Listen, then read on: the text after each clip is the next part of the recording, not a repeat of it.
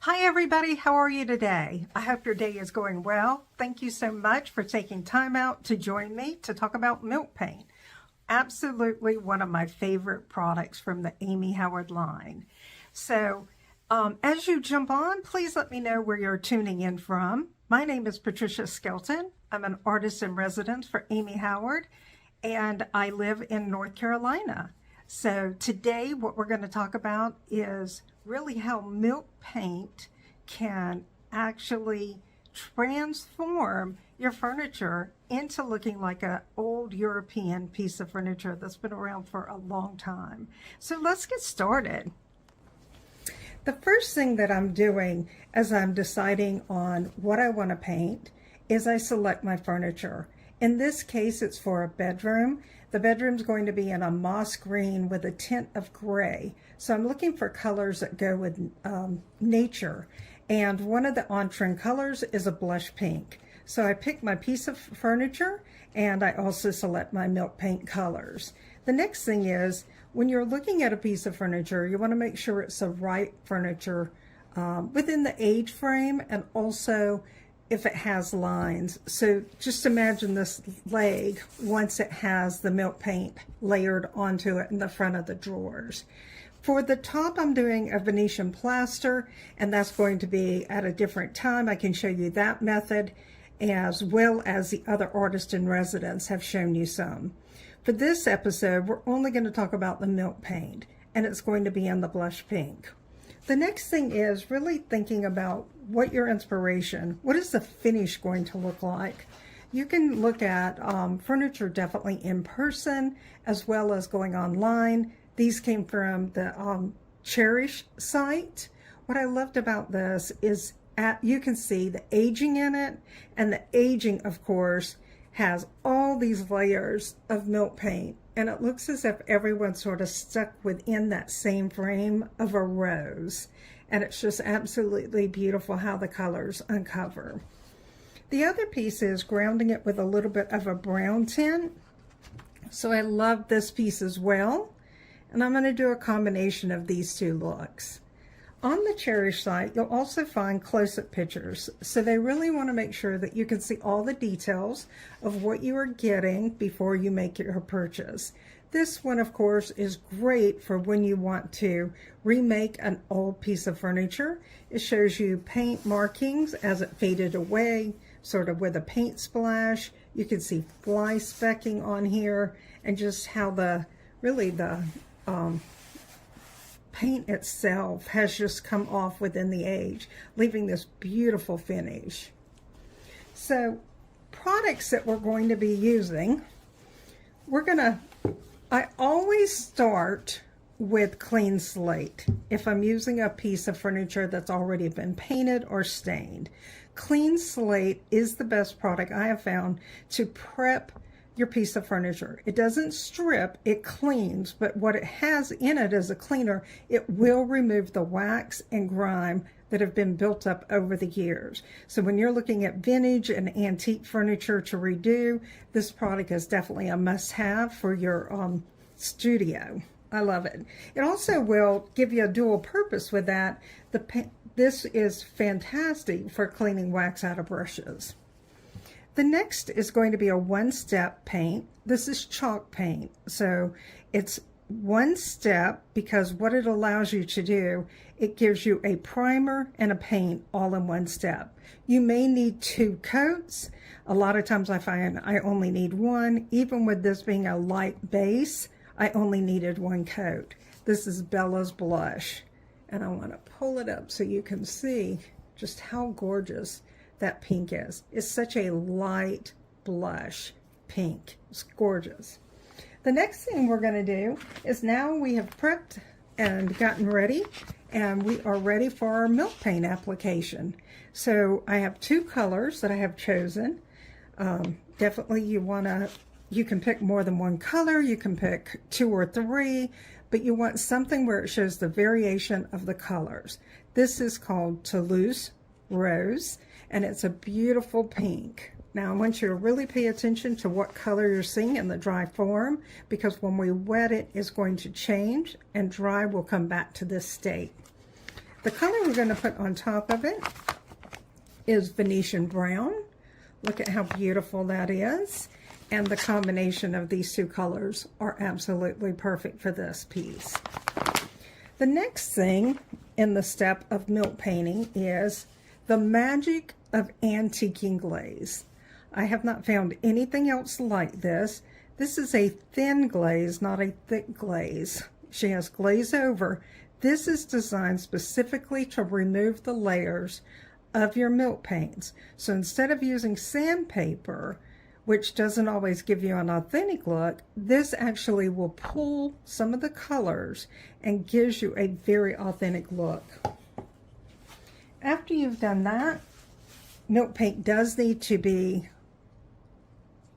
has a sealer on it because it's a beautiful finish, but it needs something to protect it.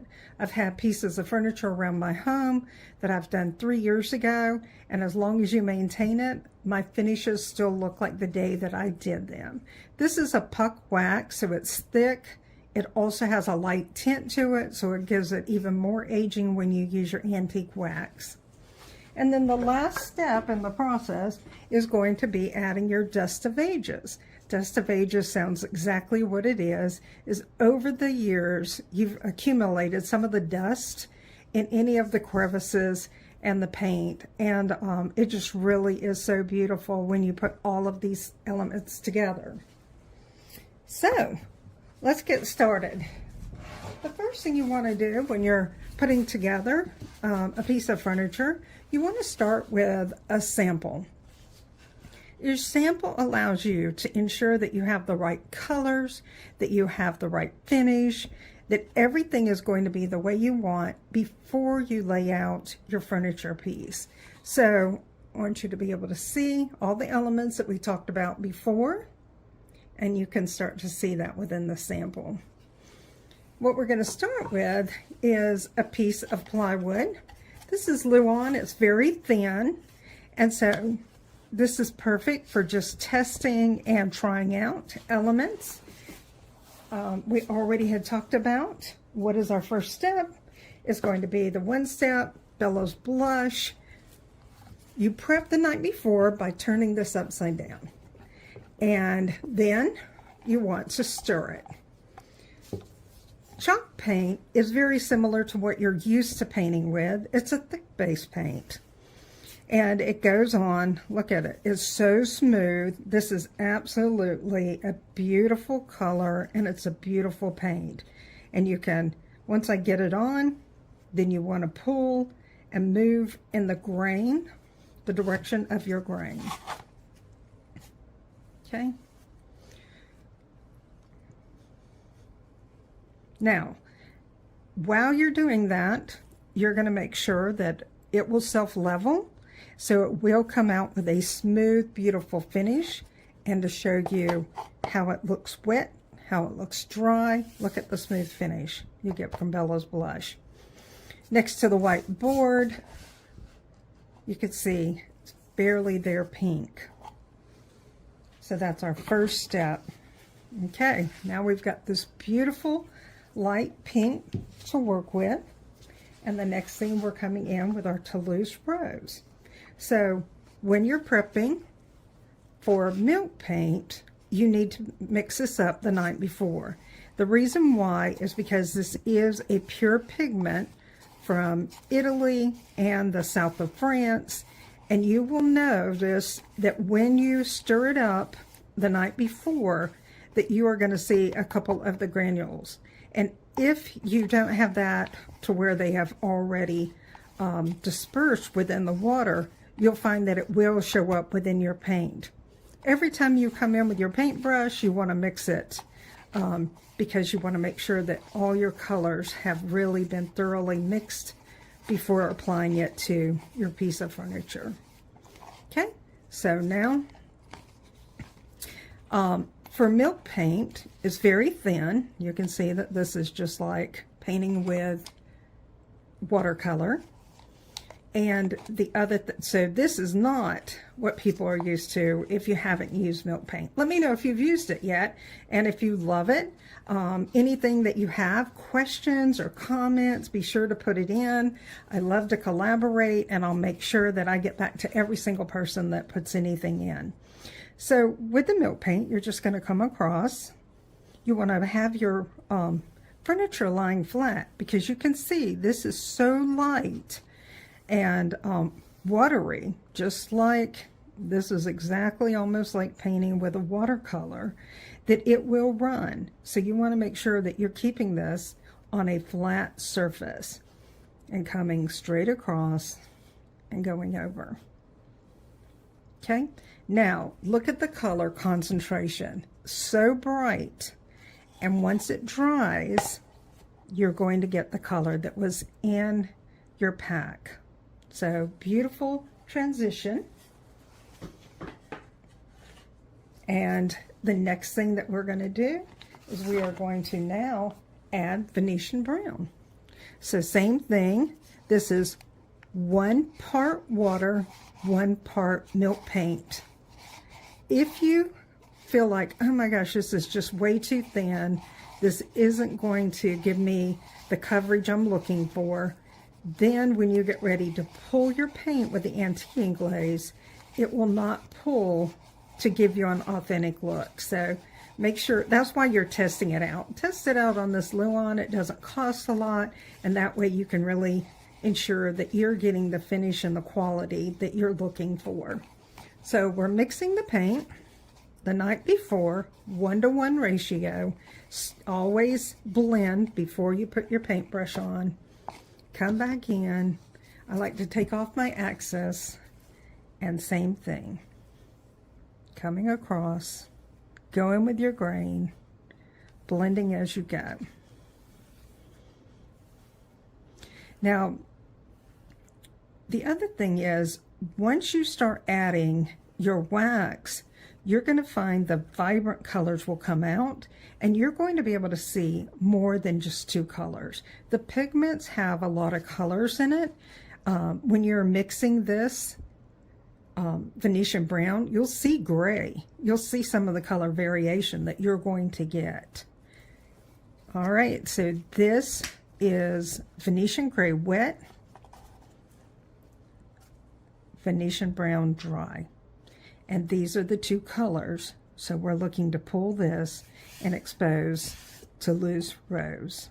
Okay, let's put that aside.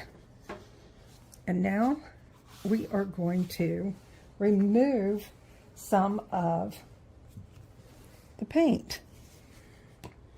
So if you're using, a lot of people that if they're trying to do an old antique piece and create a European finish, they use sandpaper.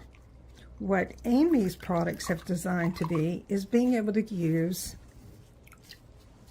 antiquing glaze. So you're going to use a seaweed sponge. You can see it's pretty tough here. And then you're going to put it in to water.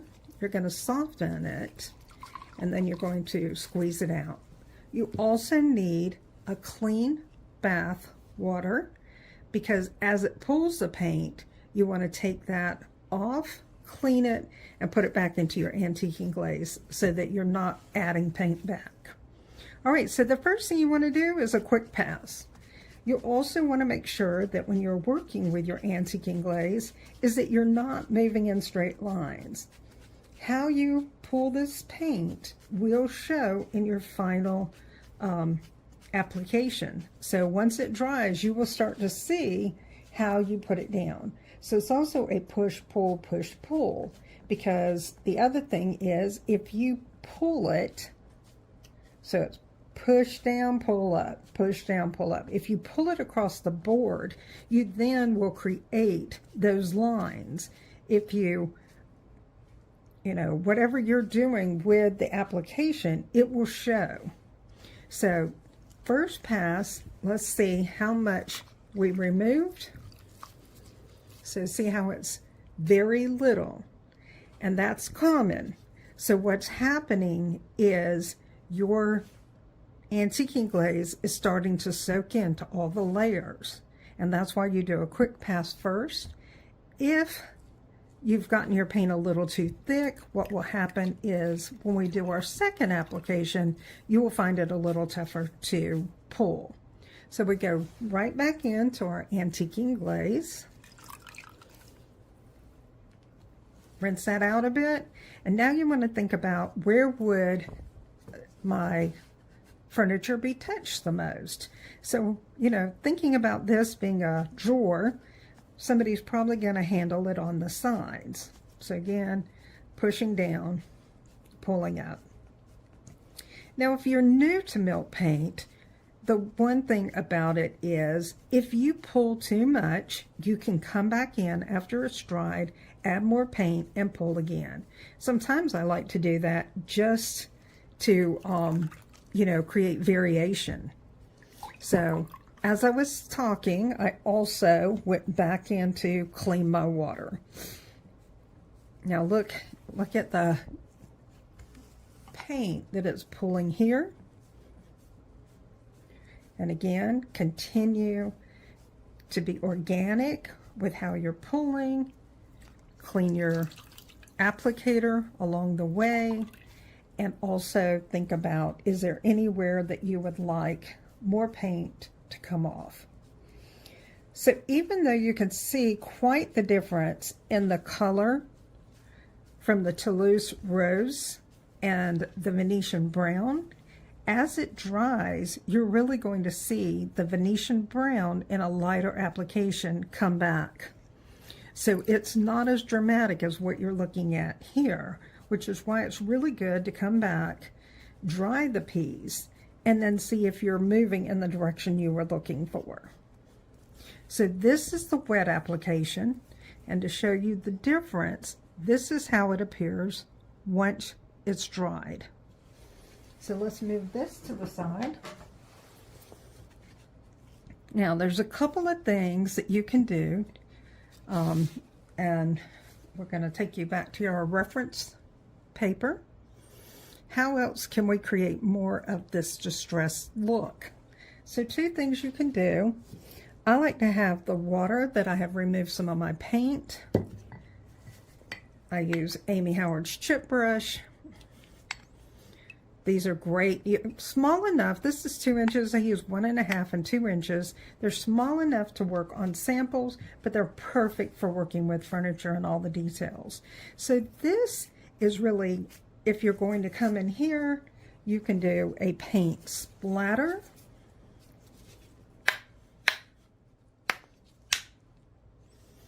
And this will create a watermark right in here. And the other thing you can do is, if you come back with a firm brush, you can put Toulouse Rose back on top of this. This is the brush I've chose. This is very firm, and you're going to pull it back. Some people use toothbrush. It's just really select whatever you want. And you can start to see where I've added that in. And I'm going to run the dryer just for a second, just so you can see.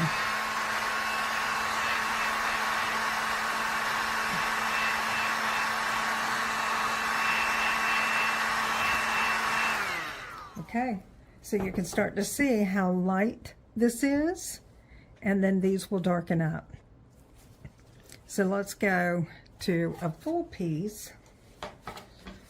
This piece already has the watermarks. They're very faint. Up close you can see them, and that's really what you're looking for. You're looking for something where it just looks like everything has faded and worn over years. All right, so we're coming into our last step. The last step is going to be our puck light antique wax. This is the puck. And as you can see, it has a very light tint. She has light wax and dark wax. I used a little bit of the dark wax on the trim, but I wanted the color to stay true to light tone, so I only used the white. Once you've gotten wax onto your brush, you want to have something to offload. The offloading is really removing some of the wax from the brush so that you don't over apply wax. And that can ruin a project. So you want to make sure that it is soft to touch, but not greasy. Now, when you apply this, you can start to see even more layers of colors coming through.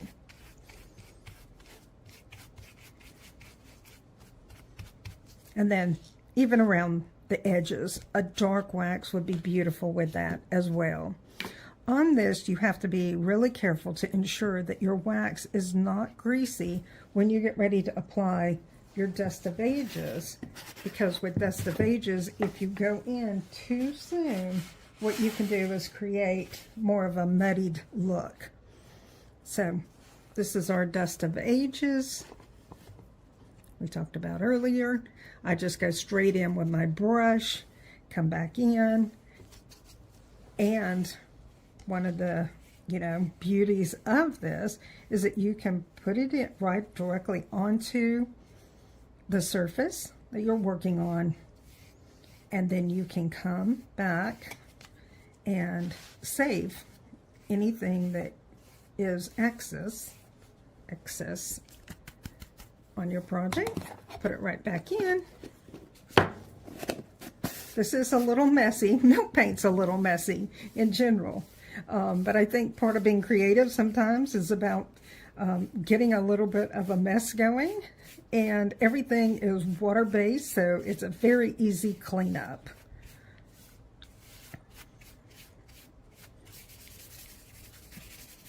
Adds a bit of a gray, and then the last thing you're going to do, you're going to take your lint-free cloth and you're going to pull back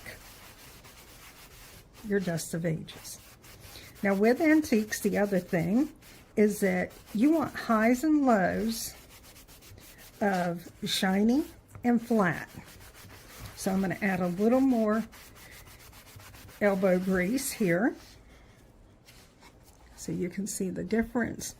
This is a shiny, and then we come over here and look at the flat mat, and you can do that in areas of where maybe somebody had been touching it. So where somebody's hands gets oil on a piece is always going to have a little more sheen to it. All right, so, and I hope you enjoyed the demonstration, and I'm going to go ahead and remove you from the phone stand and show you the piece that I prepared for you. It's a little bit clunky. Here we go. Here she is, Bella's Blush, Toulouse Rose, all her glory. I just think she turned out beautiful. Let me give you an up-close shot of her drawer. All right, let me